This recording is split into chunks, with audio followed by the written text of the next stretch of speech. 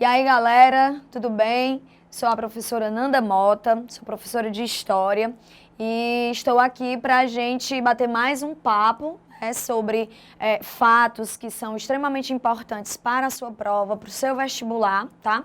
Só que antes da gente começar essa conversa, eu queria convidar você, que ainda não se inscreveu no canal, para fazer a sua inscrição, compartilhar o link com os amigos, indica o canal, compartilha, enfim, as videoaulas, deixa um like se gostar da aula, deixa um comentário, é muito importante, tá? Galera, hoje a gente vai discutir sobre um assunto que é de extrema importância, Primeira Guerra Mundial. E para a gente entender o que foi a Primeira Guerra Mundial, entender quais foram as causas, quais foram as consequências, a gente precisa voltar um pouquinho no tempo, voltar um pouco no século XIX, para entender como esse conflito foi sendo desenhado. Primeiro nome, Primeira Guerra Mundial ou Primeira Grande Guerra, né? Nanda, eu tenho a informação de que a Primeira Guerra Mundial, os conflitos, eles aconteceram em território europeu. Então, por que a gente chama de Primeira Guerra Mundial? Galera, é importante a gente perceber que já no século XIX, com a expansão e a consolidação das ideias liberais burguesas e, portanto, com a consolidação do sistema capitalista, o mundo passa por uma espécie de globalização, uma interação profunda de mercados, de economias. As grandes potências europeias vão estabelecer vínculos comerciais e inclusive de dominação territorial com outros continentes, com a América, com a Ásia, com a África. Então, quando a Europa, quando os países europeus, quando as potências mundiais, elas entram, elas mergulham nesse conflito, praticamente todos os países do mundo vão sentir esses abalos sísmicos, né? Vão sentir essas consequências da Primeira Guerra Mundial, tá? Então, portanto, a gente chama esse conflito de Primeira Guerra Mundial. Vamos entender agora por que ela aconteceu, tá? E o primeiro ponto que a gente precisa discutir é a corrida imperialista. No século XIX, países europeus, Estados Unidos, o Japão, eles voltaram as suas atenções para o continente africano e asiático. Isso a gente chama de imperialismo ou neocolonialismo. Essa necessidade por matéria-prima, por mercado consumidor, por mão de obra barata, por área de influência, vai fazer com que essas superpotências elas voltem as suas intenções para o continente africano e asiático. Aqui é importante a gente estabelecer a seguinte diferença. No século XIX vai acontecer o neocolonialismo.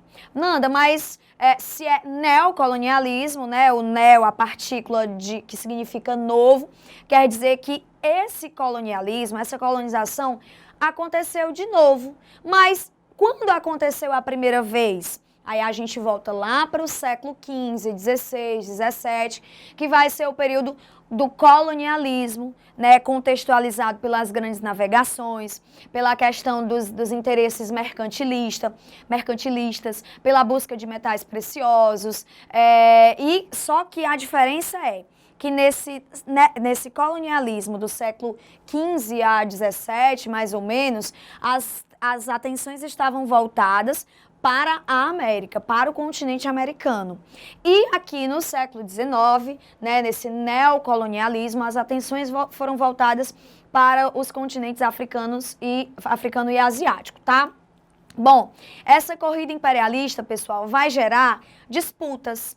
Quando eles decidiram se apropriar, e a palavra realmente é essa, né, com a desculpa de uma missão civilizadora, de que iam levar o desenvolvimento, o progresso para esses continentes, para a África e para a Ásia, quando eles chegam e eles começam a buscar essas áreas de influência, isso vai gerar conflitos entre essas superpotências. Por exemplo, o Marrocos, ele causava interesse, despertava interesse tanto na Inglaterra quanto na Alemanha, né? Então, essas disputas por território nos continentes africano e asiático vão gerar tensões entre essas superpotências. Esse imperialismo, essa corrida imperialista, ela vai ser, sem dúvida nenhuma, uma das grandes causas da Primeira Guerra Mundial. E numa prova de vestibular, se cair uma questão, né, se for cobrada uma questão sobre as causas desse conflito, com certeza você vai marcar a opção que tenha a corrida imperialista ou o imperialismo. Óbvio que observando, né, o contexto da questão e também toda a estrutura do item correto, tá certo? Um outro problema também, pessoal, é que nessa tensão, nessa corrida imperialista, isso foi provocando um acirramento entre essas superpotências. E essas superpotências, elas passaram a investir principalmente na indústria bélica, provocando a chamada paz armada. Por que paz armada, Nanda? Como assim? Ora, eles iam investindo na indústria bélica, era bem sabido por essas potências que em um momento ou em outro, aquele acirramento, aquela tensão ia entrar em ebulição, ia explodir, ia provocar um grande conflito militar, e eles foram investindo, foram se preparando para esse momento. Óbvio que sem saber quem daria o primeiro passo, óbvio que sem saber se isso de fato aconteceria breve ou demoraria mais, mas eles sabiam que esse momento ia chegar. E aí eles foram se preparando. Era um momento, né, até 1914, né, que foi o ano do início da Primeira Guerra Mundial. Não havia conflitos tão grandiosos, né? Mas era uma paz, né? A ausência de conflitos era uma paz, mas eles estavam se preparando para isso, né? Por isso a paz armada. Retomando um pouquinho aqui, pessoal, a questão imperialista, tá? No século XIX, que foi o século do imperialismo, a gente precisa entender que essas superpotências, elas vivenciaram ao máximo os ideais liberais burgueses, né, o capitalismo. Então, eles buscavam um local para escoar a produção. E era uma produção exacerbada. O século XIX foi um século eufórico, foi um século de desenvolvimento, de progresso, de revolução industrial e também um século de grandes contradições sociais. À medida que o capitalismo vai se consolidando, ele vai mostrando os seus defeitos, ele vai mostrando as suas contradições, como a desigualdade social, como a questão da exploração da massa trabalhadora por uma classe burguesa, tá?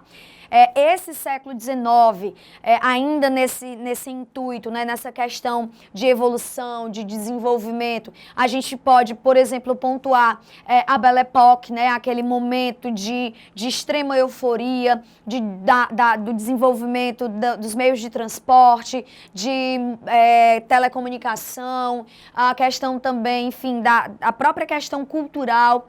Então, isso vai ser muito importante para que a gente entenda esse conflito, tá?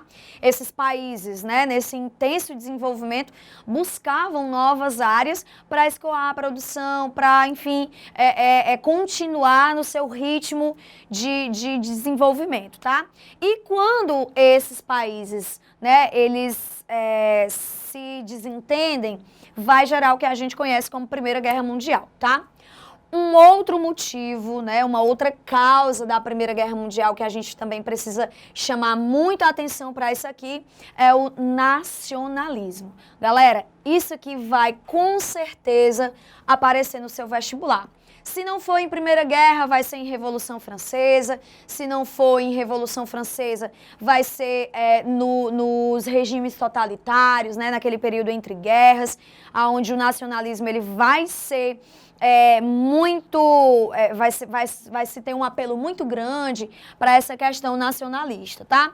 Nanda, mas onde é que nasce o nacionalismo, né? A gente poderia, né, pontuar um momento onde esse nacionalismo foi muito, como é que eu posso dizer para você? Onde ele foi muito requisitado, onde se falou muito sobre nacionalismo, onde se contribuiu muito para o desenvolvimento desse nacionalismo, a Revolução Francesa. A Revolução Francesa, a ideia de nação, a ideia de soberania da nação, se livrar dos ideais absolutistas, vai fazer com que essa palavrinha aqui, ela seja uma das bases da Revolução Francesa, tá? E também aqui no final do século XIX e início do século XX, tá? Com as questões imperialistas, a gente vai ter também uma certa retomada desse nacionalismo. Por exemplo, no que a gente conhece como pangermanismo, né? Aquela questão de uma pátria, de uma nação, de um ideal nacionalista exacerbadamente, né? Aliás, vai ser esse apelo exagerado ao nacionalismo que vai fazer com que esses países, essas superpotências, entrem em guerra em 1914, tá? A gente tem o pangermanismo, que era a ideia de formar uma nação, né, com os povos germânicos. Aqui a gente lembra, óbvio, da Alemanha, uma parte da Polônia, da futura Polônia, tá? E também a questão do pan-eslavismo, né? A gente tem aqui como uma grande, um país que é de maioria étnica eslava, né? A Rússia. Então, esse nacionalismo, ele vai, enfim, ficar flor da pele, né? A ponto que essas minorias, né, étnicas, elas vão lutar por esse ideal de nação, tá? Um outro motivo também que a gente não pode deixar de comentar, pessoal, é a questão balcânica, tá? Essa questão balcânica, ela também envolve o nacionalismo, tá? E aí a gente precisa entender isso daqui. A questão balcânica foi uma disputa territorial pela região dos Balcãs, onde hoje fica ali a Grécia. Essa região, ela tinha um território que era desejado tanto pela Áustria quanto pela Sérvia, né? A Sérvia, que também era de etnia eslava, tá? Óbvio, né? Aqui vai ter a mesma etnia russa, então Rússia e Sérvia estão do mesmo lado, lutando pelo pan-eslavismo, tá? A Sérvia desejava a Bósnia-Herzegovina, só que a Áustria, ou o Império Austríaco, ou Império Austro-Húngaro, você pode encontrar esses três termos na sua prova, a Áustria também desejava essa Bósnia-Herzegovina. E era um pequeno território que ainda estava atrelado ao antigo Império Turco-Otomano, que estava passando por um momento de desintegração, tá? O fato, gente, é que a Sérvia desejava formar junto com a Bósnia-Herzegovina e também com a Rússia a nação eslava, né, o pan-eslavismo, só que a Áustria passa na frente e invade a Bósnia-Herzegovina e anexa esse território. Isso vai deixar, óbvio, a Sérvia e também a Rússia muito insatisfeitas, né? Por isso que aqui nesses blocos militares a gente vê a Rússia em lado oposto à Áustria. Essa Áustria que invade a Bósnia-Herzegovina, essa Bósnia-Herzegovina que era de etnia eslava e que, óbvio, alimentava o desejo da Rússia aqui no pan-eslavismo, tá? Então, todos esses conflitos, esses desentendimentos, eles só vão alimentando essas tensões que vão, enfim, desembocar na Primeira Guerra Mundial, tá? Um outro motivo também que é muito importante é o revanchismo francês. Nanda, a França, ela nutriu um sentimento de revanche por quem? Pela Alemanha. Esse sentimento de revanche, pessoal, ele vem desde o período da unificação alemã. A Alemanha, ela passa pelo seu processo de unificação e a França entra em guerra com a Alemanha por interesses, né? A França não queria a unificação dos estados germânicos, né? Entra em guerra com esses estados germânicos e nessa guerra a França acaba perdendo, né? Essa derrota da França faz com que ela perca para a Alemanha um território chamado de Alsácia-Lorena. Esse território ele era muito rico em minérios e nesse contexto aqui do imperialismo era muito importante, era um território de importância econômica. A França perde a Alsácia-Lorena para a Alemanha e isso vai provocar um sentimento de revanche. E o pior, gente, nos bastidores, não foi só nem a questão de perder o território, mas a humilhação que a França passou diante da Alemanha. O tratado, né, em que a França tem que entregar a Alsácia-Lorena para a Alemanha. Ele foi assinado dentro do Palácio de Versalhes. Lembra que a gente já falou sobre o Palácio de Versalhes? Né, um monumento histórico para a França, né, tanto para o período absolutista quanto também para o período revolucionário. O Palácio de Versalhes tem um grande valor para os franceses e essa entrega desse território francês foi assinado dentro do Palácio de Versalhes, né? Então, além de perder o território, ainda sofre essa humilhação dentro da sua casa, tá? Então, a França vai nutrir pela Alemanha esse sentimento de vingança, esse sentimento de revanche que a gente vai ver aqui no Tratado de Versalhes, tá? Bom, antes da guerra em si, a gente vai ter a formação de blocos militares, tá? Nós teremos a Tríplice Entente e a Tríplice Aliança. A Tríplice Entente, antes chamada de Entente Cordiale, quando era Entente Cordiale, era formada só pela França e pela Inglaterra. Quando a Rússia entra, né, faz uma aliança com a França e a Inglaterra, o nome muda para Tríplice Entente, tá? Esses blocos militares, gente, ele era de grande importância, porque era uma forma de unir força, era uma forma de unir a indústria bélica, era uma forma de ficarem mais fortes, né? Esses blocos, eles serviam justamente para isso, para ficarem mais fortes diante dos seus inimigos. E lembrando, pessoal, que aqui eles não eram obrigatoriamente amigos, eles tinham um inimigo em comum, tá? A Tríplice Aliança, composta pela Alemanha, o Império Austríaco ou o Império Austro-Húngaro e a Itália, tá? Só lembrando, viu, gente, que uma dica, tá? Para vocês não se confundirem, caso o vestibular cobre que você saiba, né, quais os países participaram da Tríplice Entente e quais participaram da Tríplice Aliança. Um bisuzinho aqui rápido para você.